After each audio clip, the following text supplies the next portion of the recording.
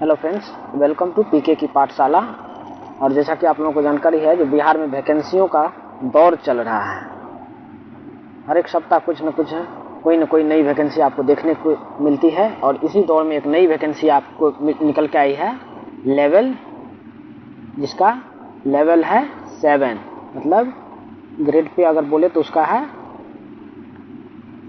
4600 grade pay. और मतलब काफ़ी हैंडसम सैलरी बनती है इसकी, बहुत अच्छी सैलरी मिलती है। पोस्टिंग हमेशा ही पटना होने वाली है, ठीक है। तो ये वैकेंसी निकल के आई है आपको बिहार लोक सेवा आयोग से। कहाँ से आई है? बिहार लोक सेवा आयोग से। और पद का नाम है ASO, असिस्टेंट सेक्शन ऑफिसर की वैकेंसी। पहले ये असिस्टेंट के नाम से आती थी, अब ASO करके आती है। इससे पहले जो ये वैकेंसी आई एक बार 2020 में आई है। 20 में एक बार इसकी मतलब ये ज्वाइन किए हैं लोग, एक बार 2023 में आई है, और ये 2025 में नई वैकेंसी है, अभी आई हुई है। तो देखते हैं हमें इसमें क्या एलिजिबिलिटी है, क्या एग्जाम का पैटर्न रहने वाला है, कब एग्जाम होने की संभावना है, ये तो दे ही रखा है, आप उसके कैलेंडर में देख सकते हैं। तो सबसे पहले देखिए, कुल पदों की संख्या इसमें 41 है, कुल पद जहाँ तक देख पा रहे हैं। इसमें से हॉरिजेंटल अगर क्षैतिज आरक्षण है महिलाओं को 35%, उसको देख लें तो 13 पद उसमें से महिलाओं के लिए हो जाता है। अगर अनारक्षित वर्ग का मतलब जनरल का हम देखें तो 16 पद है। जनरल के बाद अगर आर्थिक रूप से EWS का आप देखें तो 4 पद है, जिसमें क्षैतिज आरक्षण के कारण महिलाओं के लिए एक पद है ना। मतलब ये जो महिलाओं को पद दिया गया है, ये पद जो महिलाओं का है, ये इसमें से माइनस कीजिए, तब जेंट्स के लिए, जो लड़कों के लिए कितना बचेगा वो है। क्लियर है ना। तो अब हम लोग इसमें देखते हैं। सबसे पहली बात है जो इसमें देखने का है, जो लोगों को, ये वेतनमान देख ही लिए आप लोग, क्या है, लेवल 7 का है। उसके बाद शैक्षणिक योग्यता क्या है, इसमें आप किसी भी विषय से स्नातक की डिग्री प्राप्त किए हों, या जिनका अभी स्नातक का एग्जाम हुआ है, जिस दिन फॉर्म भरने की अंतिम तिथि होगी उससे पहले आपका रिजल्ट आ जाना चाहिए। आप उस समय तक, निर्धारित तिथि तक आप परीक्षा पास कर लिए हों तो आप भर सकते हैं। उम्र सीमा की गणना, मतलब 21 वर्ष के अगर आप हो गए हैं, 21 वर्ष से कम उम्र नहीं चाहिए। और जनरल के लिए है यह 37 ईयर्स। और जो कोटिवार आरक्षण की व्यवस्था की गई है उसके अनुसार पुरुष और महिलाओं की, या जनरल, OBC, EWS को कोई आयु सीमा में छूट नहीं है, ST SC को छूट है, तो उसको आप देख लीजिए, है ना।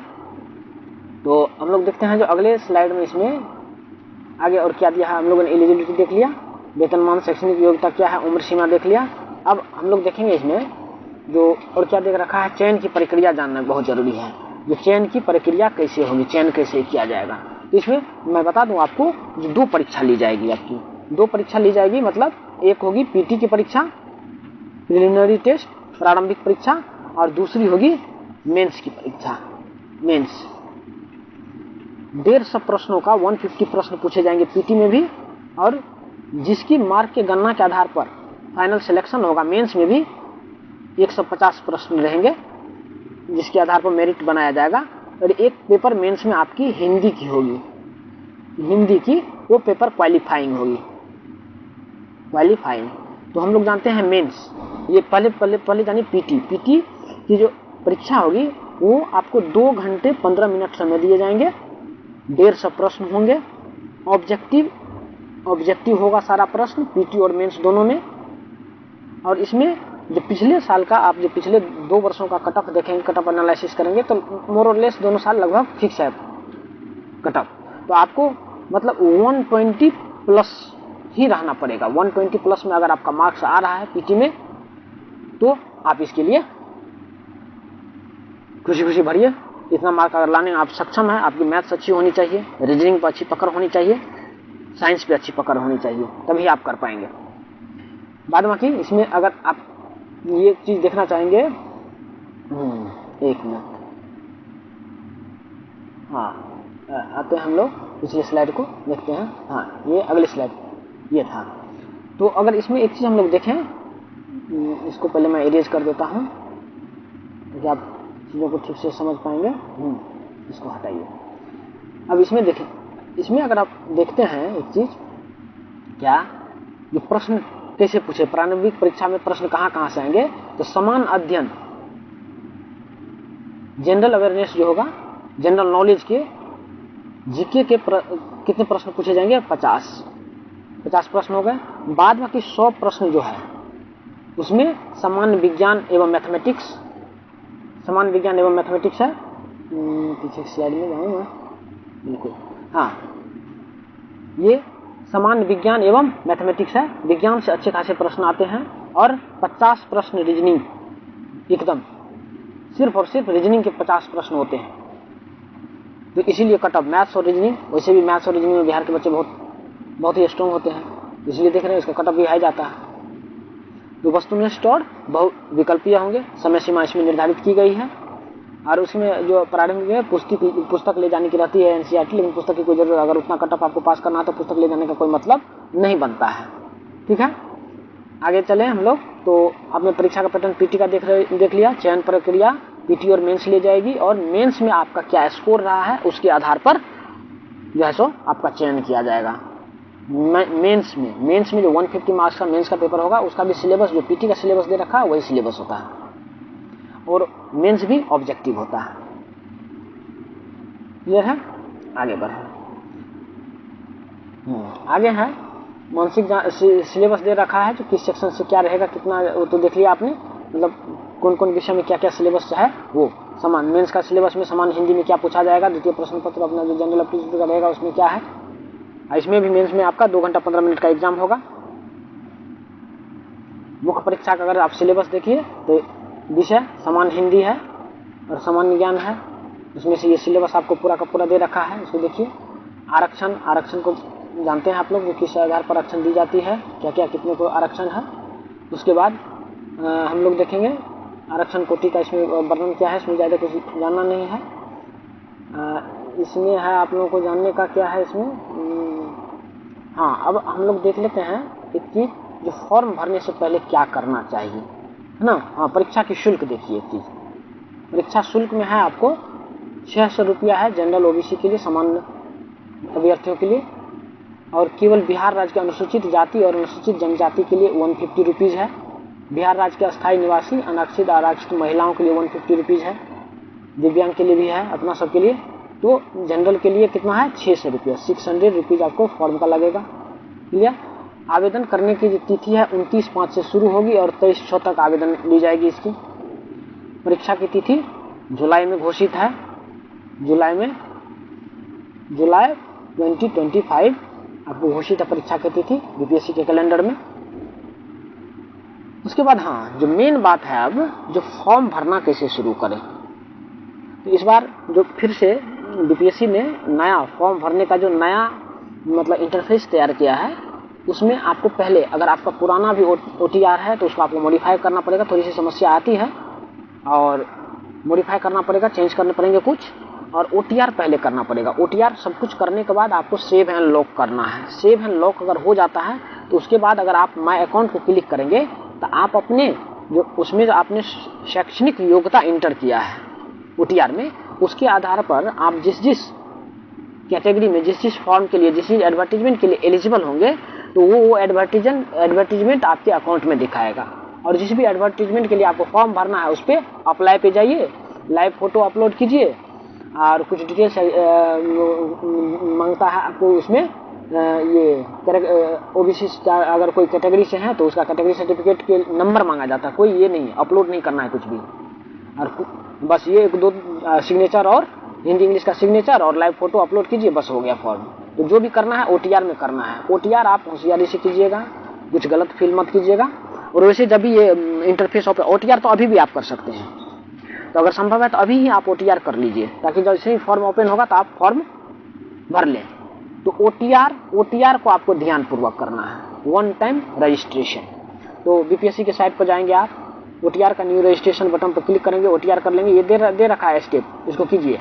और कहीं भी दिक्कत होती है तो आप इस पर, जो पीके की पाठशाला है उस पर, इस वीडियो के कमेंट बॉक्स में कमेंट कर सकते हैं। तो जिस सेक्शन में दिक्कत आ रही है उस सेक्शन का थोड़ा सा हिंट्स देकर आप कमेंट कीजिए, तो उस सेक्शन की समस्या से संबंधित मैं वीडियो बनाकर आप लोगों को बता दूंगा। बाद बाकी ये है, जो अगर आपने डिजी लॉकर पे अकाउंट बना रखा है, और डिजिटल लॉकर पे आपने अपने मान लीजिए 10वीं की सर्टिफिकेट या 12वीं की सर्टिफिकेट या ग्रेजुएशन की सर्टिफिकेट को फेच करके रखा है, वहाँ पे सब कुछ फेच हो जाता है। आधार नंबर डालिए, आधार नंबर फेच करके उसमें सेव करके रखा है। तो डिजी लॉकर ऑप्शन मांगता है OTR के समय, अगर डिजी लॉकर का यस क्लिक कर दिया तो वहाँ से ये डॉक्यूमेंट फेच कर लेता है, आपकी जानकारी वहाँ से फेच कर ली जाती है, यहाँ पर फिल हो जाता है। तो बहुत कुछ है नहीं OTR भी करने में, तो OTR आप पहले ही कर लें। 29 तारीख से एग्जाम ये फॉर्म भरेगा, उससे पहले आप OTR भर लें।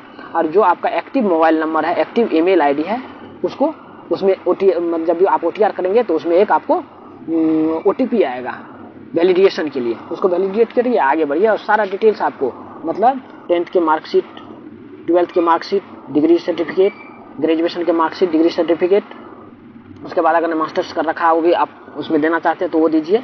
एलिजिबिलिटी तो ग्रेजुएशन तक का है, लेकिन आप अगर OTR में सारा डिटेल्स दे देंगे तो बेहतर ही होगा, आपका OTR में पड़ा रहेगा। उसके बाद आपका सारा पहचान पत्र, आपका जो है सो कोई पहचान मार्क है तो उसको अपना देख लीजिए, लिख के सब कुछ रखे रहिए। उसके बाद सब 10वीं में कितना मार्क्स है उसका, आपका जो है सो किस स्कूल से आप किए हैं, कौन कौन से सब्जेक्ट रहे हैं, कुल मार्क्स कितना है। फिर हाँ, ग्रेजुएशन में कुछ लोगों का वो CGPA वाला समस्या आता है, जो CGPA है तो उसमें हमको तो पूरा मार्किंग नहीं है, उस समय में दिक्कत आती है। तो अगर आपका CGPA सिर्फ दिया जाता है, मार्क्स नहीं है, तो आप उसके टोटल मार्क्स की जगह 10 फिल करें, और जो आपका CGPA है उसको, जैसे मान लीजिए किसी का 9.3 है CGPA, तो ऑब्टेन्ड मार्क्स में 9.3 दीजिए, परसेंटेज में कन्वर्ट कीजिएगा। तो अगर आपका इंस्टीट्यूट के द्वारा ये कन्वर्जन फार्मूला कुछ दिया गया है तो उसके आधार पर आपने मतलब जो है CGPA को परसेंटेज में कन्वर्ट कर लीजिए।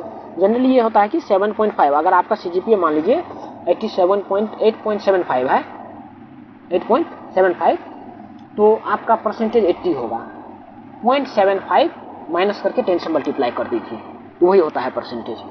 तो OTR कीजिए। आगे देखें क्या है इसमें, OTR से संबंधित इंस्ट्रक्शन है। उसके बाद आपका हिंदी इंग्लिश का सिग्नेचर चाहिए, और उसमें किसमें कितने KB का रहेगा, कैसे आपको रिसाइज करना है, फोटो कैसा होना चाहिए, बैकग्राउंड क्या होना चाहिए, सब कुछ लिख रखा है। तो इसको एक बार आप थॉरोली देखें और अपना तैयार करके OTR जनरेट कर लें। OTR के बाद जैसे ही आप अपने माई अकाउंट पर मूव करेंगे तो आपको सब कुछ दिखाने लगेगा। आप जिसको भी आपको फिल करना है उसको फिल कीजिए, आगे बढ़िए, पेमेंट कीजिए और कंप्लीट कीजिए फॉर्म भर के। और तैयारी करने के लिए PK की पाठशाला, PK की पाठशाला आपको पूरी रीजनिंग की तैयारी करवाएगा। रीजनिंग इसमें प्लेलिस्ट तैयार हो चुका है, प्लेलिस्ट इसका तैयार है, PK की पाठशाला पर आप जाके देख सकते हैं। उसमें 5 सेक्शन नॉन वर्बल का रीजनिंग रह गया है, जिसको कंप्लीट करके बहुत जल्द ही उस पर अपलोड हो जाएगा आपका, उसको देख सकते हैं। कंप्लीट मैथ्स का तैयारी करवाएगा आपको, और जीके एंड जीएस सेक्शन का पूरा, क्योंकि ज़्यादा वेटेज GS सेक्शन का भी है। रीजनिंग का कंप्लीट वेटेज है, तो इसलिए रीजनिंग का तो उसमें लेक्चर शुरू है, आप देख सकते हैं वहाँ पर। GS कंप्लीट रहेगा, मैथ्स कंप्लीट रहेगा। इसके साथ आपको इसमें जो PPT आपको टेलीग्राम, PK की पाठशाला के टेलीग्राम चैनल पर आपको PPT मिल जाएगा प्रैक्टिस के लिए। हाँ, जो सबसे महत्वपूर्ण बात है, जो आपको PYQ जो इससे पहले 2 एग्जाम अभी जो रिसेंटली हो चुका है, दोनों एग्जाम का आपको PYQ इसमें मिलेगा। PYQ देखना जरूरी होता है, क्योंकि PYQ के आधार पर ही आप अपने तैयारी को सही दिशा दे पाएंगे। तो ये है नई एक एडवर्टीजमेंट। बाद बाकी जितने भी लोग SSC, CGL की तैयारी कर रहे हैं, BSSC CGL या सेंट्रल CGL का, उसके लिए भी रीजनिंग उस पर है, आप उस रीजनिंग को देख सकते हैं। और उनके लिए वो आप लोग अवश्य भरें इस फॉर्म को। चलिए, तो धन्यवाद, और इसको अपने मित्रों में शेयर करें, ज़्यादा से ज़्यादा लोगों में शेयर करें, ताकि सबको जानकारी मिल सके, सही पे अपना फॉर्म भर सके। धन्यवाद।